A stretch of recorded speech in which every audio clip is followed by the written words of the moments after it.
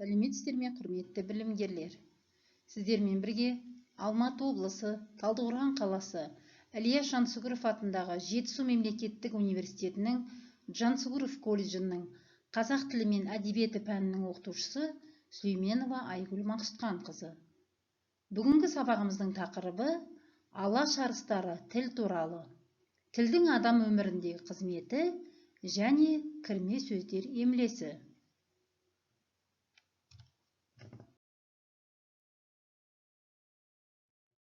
Бүгінгі сабақта сіздер тілдің адам өміріндегі қызметі, ұлт, ел болып қалыптасу жолындағы тілдің маңыздылығын талдай отырып, алаш арыстарының тіл жайлы көкейкесті ойларымен танысып, кірме сөздер емлесін еске түсіретін боласыздар.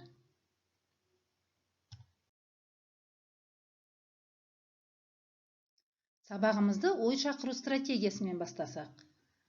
Ендеше ой шақыру стратегиясының сұрақтарына жауап беріп көріңіздерші.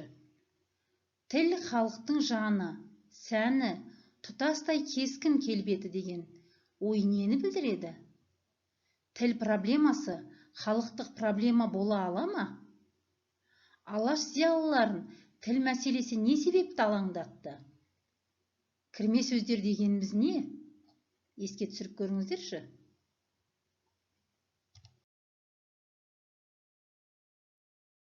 Олай болса, тілдің адам өміріндегі орны жайлы өз пікірлеріңізді білдіріп көріңіздерші.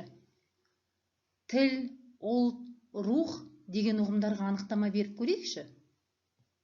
Және осы берілген сөздерге қатысты мақал-мәтелдерді еске түсіріп көріңіздер.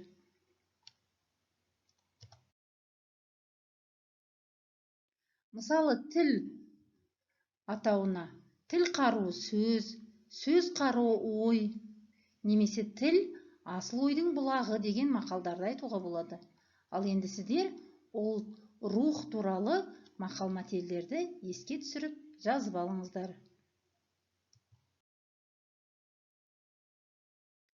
Келесі кезекте сіздерге дербес пікір айту тәсілі бойынша тапсырма беріледі. Ол үшін сіздер қазақ тілі туралы ұлт зиялыларының нақыл сөздерімен танысып, өз пікірлеріңізді білдіресіздер. Бірінші өзіндік пікір, яғни ой немесе идея, бір сөйлеммен жазасыздар. Дәлел, екі сөйлеммен келтіресіздер. Өз пікірін айғақтайтын мысалды, екі сөйлем. Өз пікіріне қарсы дәлел, бір сөйлем. Қарсы дәлелді жоққа шығаратын мысал, бір сөйлем, және қорытындыны екі сөйлеммен келтіресіздер.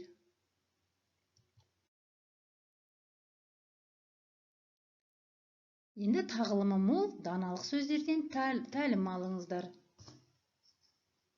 Алаш зиялыларының саяси және рухани күресінің негізгі мақсаты ұлтымызды ұйыстыру, сол арқылы елдігімізді айқындау болды. Әрине, осындай ұлан-ғайыр сауапты істің аясында ана тілімізді сақтау мәселесі тұрды. Алаш қайраткерлері тілдің саяси, қоғамдық һәм рухани үлкен күш, ұлтты біріктіруші қуатты құбылыс екендігін жақсы сезінді. Сондықтан да алаш сияқты аса ірі қозғалыстың рухани тінінде қазақ тілі мәселесі ерекше орынға ие болды.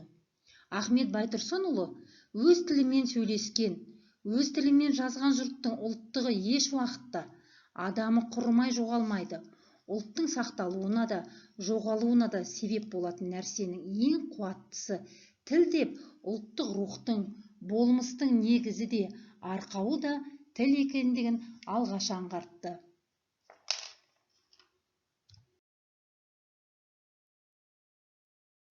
Ахмет Байтұрсыновтың осы сөзіне орайлас пікірлерді алаш зиялыларының көпшілігі білдірді.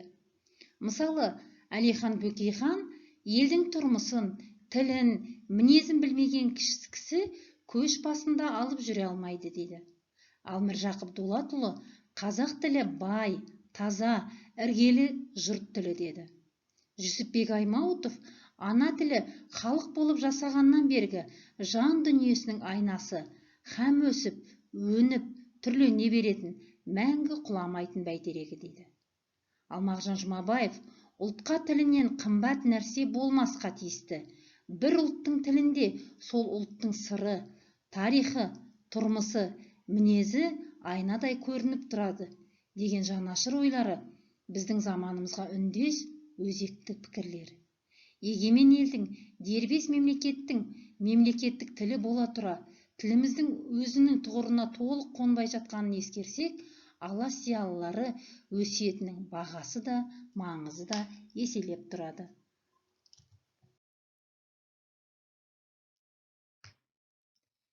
Енді сіздер жазылым дағдысы бойынша семантикалық картаны толтырып көріңіздер. Берілген шетелдік кірме сөздерді пайдаланып, дұрыс жауапқа қосу белгісін қойыңыздар.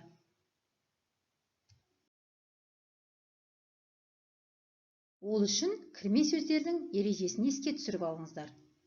Тілдің сөздік құрамының толығып, кемелденуі бір ғана өзінің ішкі мүмкіншіліктері арқылы жүзеге аспайды. Сонымен қатар, өзінде жоқ сөзді өзге тілден алу арқылы да тіл өзінің сөздік құрамын байытып, жетілдіріп отырады. Кірме сөздер дегеніміз тілдің өзіндік сөз жасам тәсілімен емес, басқа тілдердің ықпалымен жасалған немесе олардан енген сөздер. Қазақ тілінің сөздік құрамындағы сөздер негізінен араб, парсы, моңғол, орыс тілдерінен енген.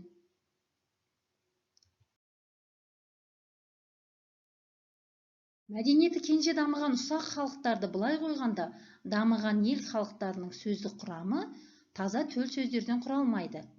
Жер шарында өмір сүріп келе жатқан үлкенді кішілі халықтардың қай-қайсысында болсын, өзге тілдерден ауысып келген кірме сөздер көптеп кездеседі.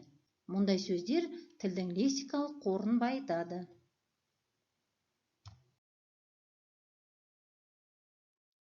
Енді кірме сөздердің емлесін еске түсіріңіздер. Бірінші, мемлекеттің саяси құрылымына қатысты атаулар, яғни министрлер кабинеті, вице-министр, парламент, тағы басқа. Екінші, экономикалық құрылымдағы өзгерістерге қатысты атаулар. Коммерция, брокер, менеджмент, инвестор, қоғамдық саяси саладағы қатынастарға, саммит, имидж, брифинг, ақпарат техника саласындағы жаңалықтарға, компьютер, принтер, дисплей, сайт, диск, тағы басқа сөздер, және музыка, спорт саласындағы жаңалықтарға қатысты атаулар. Олар рокер, брейкер, саундтрек, айкидо, биатлон сияқты спорт, музыка саласына қатысты сөздер екен.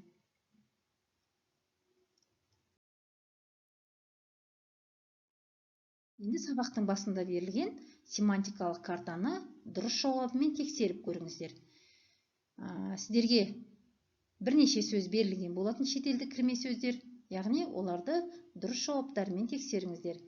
Электорат бұл қоғамдық саяси салаға қатысты сөз екен. Айкидо спорт саласына қатысты. Брифинг қоғамдық саяси салаға қатысты.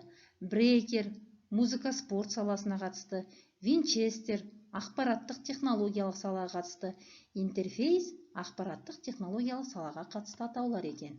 Өздеріңіздің жауаптарыңызбен дұрыс жауабын тексеріп белгілеп алыңыздар.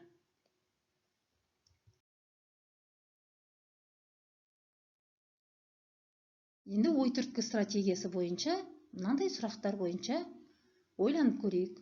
Өткен тарихты зерделеуде тілдің рөлі қандай?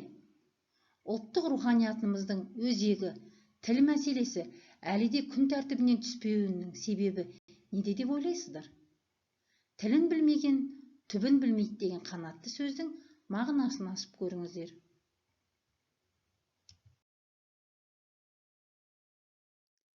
Сабағымыздың соңында сіздерге үйге тапсырма, яғни бірінші тапсырма, шетелдік кірме сөздерді қатыстырып, 21 ғасыр тілі тақырыбында полемикалық диалог құрастыру. Яғни полемика дегеніміз идеялардың, көзқарастардың, пікірлердің қарама-қарсылығы, өз пікірін дәлелдеп дауласу. Екінші тапсырма, мемлекеттік тілдің қазіргі ахуалы жайлы көзқарастарыңызды білдіріп, шағын эссе жазыңыздар. Сөз саны 150 сөз. Және сіздер экранда берілген қосымша әдебиеттер және интернет материалдар, яғни сайттардан осы берілген тақырыптар бойынша қосымша мәлімет ала аласыздар. Сабағымыздың соңын мынадай нақыл сөздермен аяқтасақ. Тіл халықтың нәресте кезінен бүгінге дейінгі барша болмыстың шежіресі, халықтың мәдениеті мен ақыл-ойының ең асыл айғақтары жиналған қоймасы. Және тіл туралы заңда, Қазақстан Республикасының тіл туралы заңында, тіл ұлттың аса игілігі әрі оның өзіне тән ажырағысыз белгісі, ұлттық мәдениеттің гүлденуі мен адамдардың тарихи қалыптасқан тұрақты қауымдастығы ретінде ұлттың өзінің болашағы тілдің дамуына, оның қоғамдық қызметінің кеңеюіне тығыз байланысты делінген. Және алаштықтар ана тілін ұлт болмысының басты бөлшегі ретінде қарастырып, әсіресе жас ұрпақ тәрбиесінде алатын орнына ерекше назар аударды. Қазіргі кезде ана тіліміз өрісті тақырыптардың біріне айналып отырса, олардың алғашқы үлгілерін дүниеге келтірген де алаш қаламгерлер болатын. Ахмет Байтұрсынұлының «Туған тілім», Мағжан Жұмабаевтың «Қазақ тілі», Сұлтанмахмұт Торайғыровтың «Туған тілім» өлеңдері қазақ әдебиетінде тіл тақырыбында жазылған тұңғыш көркем туындылар еді. Алаш қайраткерлерінің тіл турасындағы осы көкейкесті ойлары азаттық алған бүгінгі қазаққа да жол басшылық етуде. Олай болса, бүгінгі сабағымызды Шахановтың «Рух пен тіл» әнімен аяқтайық. Тіліміз тұғырлы болсын. Осымен сабағымыз аяқталды. Сіздерге сәттілік тілеймін.